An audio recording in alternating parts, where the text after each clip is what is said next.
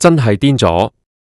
你哋有冇諗過，以前俾人笑係頹飯，係窮人一物嘅兩餸飯，而家竟然搖身一變，成為全港最熱爆嘅飲食奇蹟，甚至仲殺到入去象徵住香港門面，消費貴到飛起嘅香港國際機場，仲要係賣到50蚊起跳一盒，依然排晒長龍。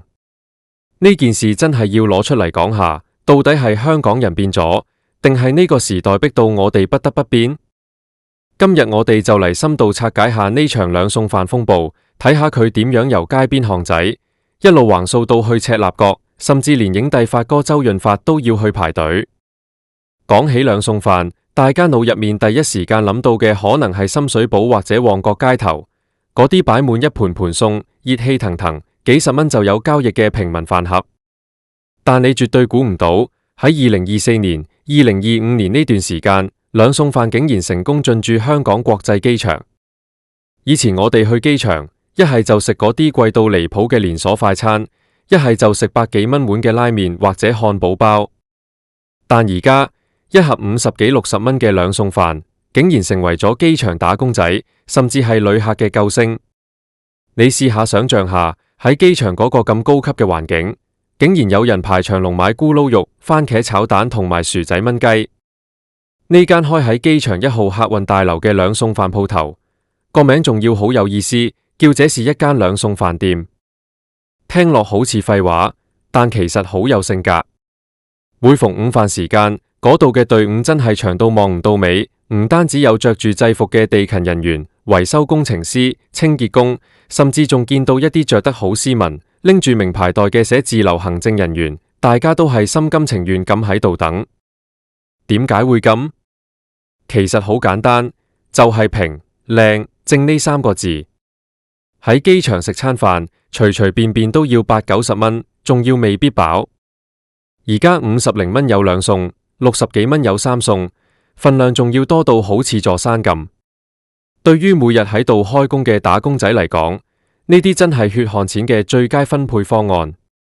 講到兩餸飯，我哋一定要提到一個靈魂人物，就係我哋最親民嘅影帝發哥周潤發。大家平時喺街頭巷尾或者行山徑見到發哥已經唔係新鮮事，但竟然有市民喺兩餸飯鋪頭見到發哥排隊買飯。呢張相一出，全港即刻轟動。一個身家過億、國際知名嘅影帝，竟然唔去食高級米芝蓮，而係同普通老百姓一齊排隊買嗰盒30-40蚊嘅飯。發哥呢個舉動，無疑係幫兩餸飯做咗一個最強大嘅代言。佢話俾大家聽，食兩餸飯唔係醜事，亦都唔係因為窮，而係一種生活態度，係對地道港式味道嘅一種追求。其實兩餸飯嘅興起，真係反映咗香港呢幾年嘅社會變遷。諗返起2020年、2021年嗰陣，因為疫情關係，全港禁堂食，好多酒樓、高級餐廳都做唔住，反而係呢啲做外賣、快靚正嘅兩餸飯鋪頭，好似雨後春筍咁開到周街都係。嗰陣時大家可能覺得呢種係過渡期嘅產物，等疫情一過，大家又會去返大排檔或者西餐廳。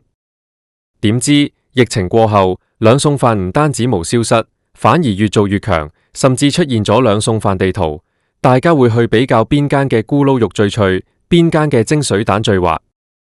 有人會問，香港人係咪真係窮到要食兩餸飯？定係好似有人講咁，係死要面子？我覺得啱啱相反，呢個係香港人貼地重生嘅表現。以前我哋可能好追求名牌，好追求要去邊間名氣大嘅餐廳打卡，但經歷咗咁多嘢，大家開始明白，最緊要係實惠，最緊要係性價比。兩餸飯嘅出現，打破咗以前嗰種貴嘢先好食嘅迷思。你睇下而家啲兩餸飯，已經唔再係以前嗰啲殘羹剩菜。有啲鋪頭為咗競爭，竟然推出龍蝦、鮑魚、黑松露呢啲高級食材做餸。雖然價錢會貴少少，可能要去到70-80蚊，但相比起去酒樓食，依然係平到笑。呢種將平民食肆做得極致、做得多元化嘅精神，正正係我哋香港人最擅長嘅變通。喺機場買兩餸飯，其實仲有一種莫名嘅親切感。如果你係一個啱啱落機返到香港嘅旅人，或者係一個準備離鄉別井嘅留學生，喺充滿金屬感同冰冷玻璃嘅機場入面，見到嗰啲熱辣辣、充滿鑊氣嘅家常菜，嗰種感覺真係好窩心。50蚊一盒飯，買嘅唔單止係飽肚，仲有一份屬於香港嘅人情味。當然，兩餸飯嘅熱潮亦都引發咗一啲討論。有人擔心，如果成條街都係兩餸飯，會唔會令到香港嘅餐飲業變得太單一？甚至有人覺得呢種係消費降級嘅表現。但我個人就唔係咁睇。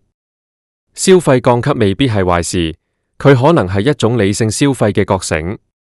以前我哋食一餐飯可能要俾好多日價喺裝修、租金上面，而家兩餸飯將資源集中返喺食材同分量度，對消費者嚟講，其實係一件好事。而且兩餸飯嘅競爭其實好激烈，你要喺幾百間鋪頭入面脫穎而出，唔係單靠評就得。啲老闆要諗點樣保持食物質素，點樣每日換新花款，點樣令到個客食完一次會再返嚟。呢種就係最原始、最純粹嘅香港拼搏精神。再講返機場嗰間鋪頭，50蚊起跳嘅價錢，喺市區可能算貴，但喺機場嚟講，真係可以話係慈善價。呢個價錢反映咗機場嘅高昂租金同物流成本，但依然能夠維持喺一個打工仔負擔得起嘅水平，證明咗只要有市場需求，總會有生意人揾到生存空間。我哋再睇下兩餸飯嘅客群。以前可能多數係藍領工人，但而家你喺中環、金鐘呢啲商業區都會見到好多西裝友、白領麗人，手入面拎住個兩餸飯盒行返寫字樓。佢哋唔係冇錢，佢哋係覺得唔值得再花百幾蚊食個普通 lunch， 不如慳返啲錢，放假去轉旅行或者食餐好嘅。呢種消費觀念嘅轉變，係成個社會更加務實嘅體現。講到尾，兩餸飯之所以能夠橫掃全城，甚至殺入機場，係因為佢觸動咗香港人最深處嗰根弦，就係靈活。我哋可以喺半島酒店飲下晝茶，亦都可以喺街邊排隊食兩餸飯。呢種伸張自如、不卑不亢嘅生活方式，先至係真正嘅香港式。發哥排隊買飯呢個舉動，其實係幫成個社會做咗一個心理建設。佢話俾大家聽，面子唔係靠食乜嘢食出嚟嘅，而係靠你自己嘅修為同埋對生活嘅熱愛。當一個城市嘅精英階層同基層大眾都可以喺同一間兩餸飯鋪頭門口並肩排隊嘅時候，呢個城市嘅生命力其實係好頑強嘅。有人話兩餸飯係香港經濟嘅寒暑表，當兩餸飯越開越多，代表經濟越差。但我反而覺得兩餸飯係香港經濟嘅救命草。佢提供咗大量嘅就業機會，由廚師、樓面到清潔，仲有背後嘅食材供應鏈。佢亦都解決咗無數家庭嘅開飯問題。喺呢個物價飛漲嘅年代，50塊錢仲可以食到有魚有肉、有菜有飯，呢個直情係一個奇蹟。如果你問我，兩餸飯係咪會一直興旺落去？我覺得只要租金一日唔跌，只要大家一日仲係追求性價比，兩餸飯就一定有佢嘅市場，而且佢仲會進化。或者有一日，我哋會見到米芝蓮推薦兩餸飯，或者係兩餸飯專門店開到去海外，將呢種獨特嘅香港飲食文化傳揚出去。機場嗰盒50蚊嘅兩餸飯，其實食落去係有一種尊嚴喺度。嗰種尊嚴係嚟自於我可以用一個合理嘅價錢，喺一個高消費嘅地方，享受到一份尊嚴嘅飽腹感，唔需要因為想慳錢而食麵包，亦都唔需要因為貴而覺得心痛。大家下次去機場或者喺街見到嗰啲大排長龍嘅兩餸飯店，唔好再用嗰種可憐或者奇異嘅眼光去睇佢哋。你應該行入去，體驗下嗰種充滿活力嘅點菜過程，聽下阿姐問你要咩餸啊，聽下後面嗰個人催促你快啲決定，感受下嗰份屬於香港嘅快節奏同埋草根智慧。兩餸飯唔係窮人嘅專屬，佢係屬於每一個熱愛生活、懂得精打細算、唔隨波逐流嘅香港人。由街頭到機場，由普通市民到影帝，呢盒飯裝載嘅唔單止係魚香茄子同埋椒鹽豬扒，仲有我哋呢個城市最真實、最貼地嘅靈魂。最後我想講，無論係死要面子定係貼地重生，最緊要係我哋仲有得揀。喺呢個變幻莫測嘅時代，可以有一盒熱辣辣嘅兩餸飯喺手，其實已經係一種微小而確切嘅幸福。50蚊一盒，喺機場食出街嘅味道，呢件事真係一啲都唔頹，反而係型到爆。好啦，講咗咁耐，我都有啲肚餓。如果你問我今日想食乜，我會話唔使諗，機場兩餸飯，酒汁唔該。其實呢種現象仲帶出咗一個好有趣嘅社會觀察，就係中產嘅崩塌定係中產嘅覺醒。以前啲人話中產一定要去 coffee shop， 一定要食 brunch， 但而家啲中產發現，原來兩餸飯入面嗰份黑椒牛仔骨仲好食過嗰啲所謂高級餐廳嘅牛扒。呢種對美學同價值嘅重新定義，正正係而家香港最精彩嘅地方。你睇下嗰啲兩餸飯店嘅阿姐，佢哋嘅手勢真係一門藝術。點樣喺有限嘅空間入面塞到最多嘅餸入去？點樣用個殼輕輕一壓，再加多羹汁？呢啲全部都係經驗。機場嗰間店嘅阿姐，可能因為見慣大場面，手腳更加係快到睇唔清。佢哋唔係單純喺度賣飯，佢哋係喺度守護住香港人嘅胃口。大家有冇留意到，兩餸飯嘅潮流仲帶動咗一啲後生仔入行？以前後生仔可能覺得做呢啲好老土，但而家有啲後生老闆會將間鋪裝修到好文青，甚至會喺社交平台做宣傳，推出一啲好似黯然銷魂兩餸飯咁樣嘅噱頭。呢種新舊交替，令到兩餸飯呢個行業充滿咗活力。所以話唔好睇低呢盒50蚊嘅飯。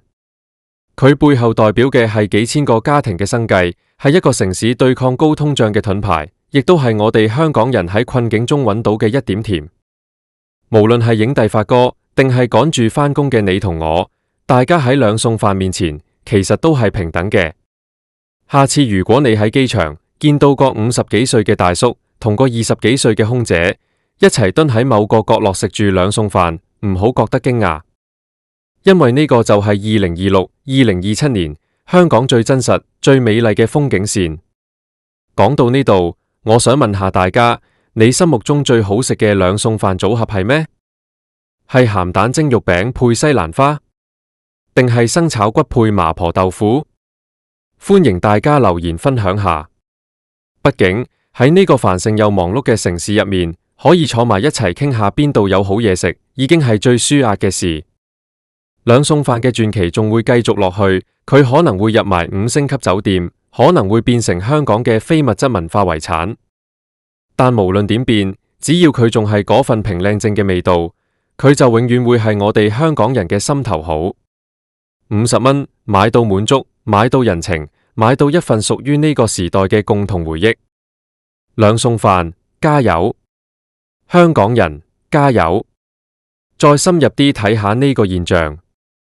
點解兩餸飯會被稱為窮人恩物？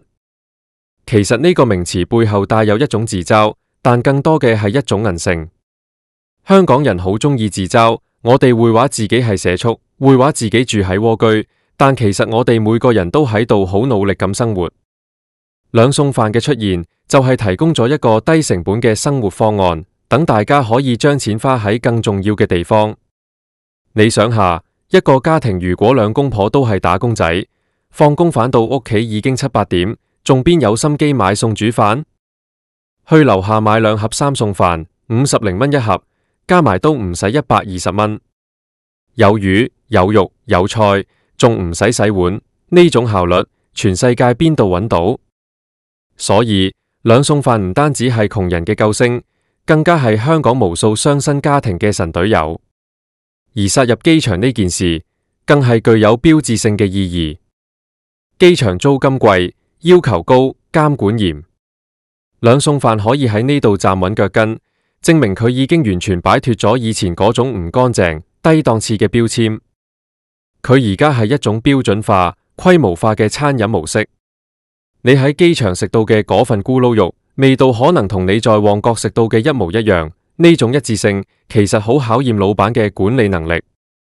機場嘅兩餸飯亦都吸引咗好多外國機組人員。有啲外籍機師、空姐見到咁多人排隊，都會貪得意買嚟試下。佢哋會發現，原來50幾蚊可以食到咁豐富嘅亞洲菜，比起佢哋喺機上食嗰啲叮叮餐，簡直係天壤之別。